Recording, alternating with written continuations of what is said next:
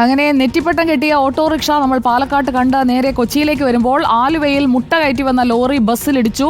ആലുവ പെരുമ്പാവൂർ റൂട്ടിൽ ഗതാഗതം തടസ്സപ്പെട്ടു. 20,000-ഓളം മുട്ടകൾ പൊട്ടി റോഡിൽ ഒഴുകി. ഫയർഫോഴ്സ് എത്തി മുട്ടയുടെ അവശിഷ്ടങ്ങൾ നീക്കിയതോടെയാണ് ഗതാഗതം പുനഃസ്ഥാപിച്ചത്. ലേബി സജീന്ദ്രൻ നമുക്കൊപ്പം ചേരുന്നു തത്സമയം. Good evening ലേബി Sajeendran. എത്ര ഓംലെറ്റാണ് ആ റോഡിൽ മൊത്തം ആയിരിക്കുന്നത്?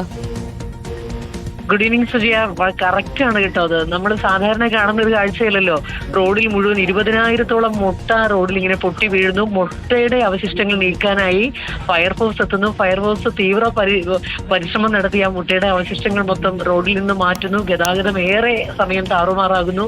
ഇതൊക്കെ ആലുവയിലാണ് ഉണ്ടാകുക. ആലുവ പെരുമ്പാവൂർ റൂട്ടിലായിരുന്നു ഈ സംഭവം.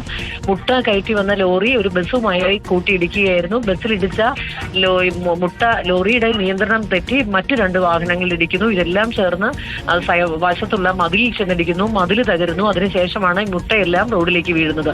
ഏതായാലും നമുക്ക് പതിവില്ലാത്തൊരു കാഴ്ചയാണ് ആലുവയിൽ നിന്ന് ഇന്ന് കാണാനുണ്ടായിരുന്നത് സുജയ. ഇപ്പോഴെന്തായാലും മുഴുവൻ മുട്ടയും അവിടെ നിന്ന് നീക്കിയല്ലോ അല്ലേ, വഴിയിൽ നിന്ന്? റോഡിൽ നിന്ന് മുട്ടയുടെ അവശിഷ്ടങ്ങളൊക്കെ ഫയർഫോഴ്സ് എത്തി നീക്കി. പോലീസിന്റെ സഹായവും ഉണ്ടായിരുന്നു. ഏതായാലും ഫയർഫോഴ്സ് ഈ പണി ചിലപ്പോൾ കേരളത്തിൽ ആദ്യമായിട്ടായിരിക്കും ചെയ്യുക. ഇങ്ങനെ റോഡും നിറയെ മുട്ട വീഴുന്നു. മുട്ടയെല്ലാം പിറക്കി മാറ്റി മുട്ടയുടെ അവശിഷ്ടങ്ങളും എല്ലാം നീക്കം ചെയ്ത് റോഡ് ശുചിയാക്കി ഗതാഗതം പുനഃസ്ഥാപിച്ചു സുജയ. ഓക്കെ, ലേബി സജീന്ദ്രനാണ് വിവരങ്ങൾ നൽകിയത്. മുട്ട ലോറി അപകടത്തിൽപ്പെട്ടാണ് മുട്ട പൊട്ടി വഴിയിലായത്. അതാണ് ആ ദൃശ്യങ്ങളിൽ നമ്മൾ കണ്ടത്.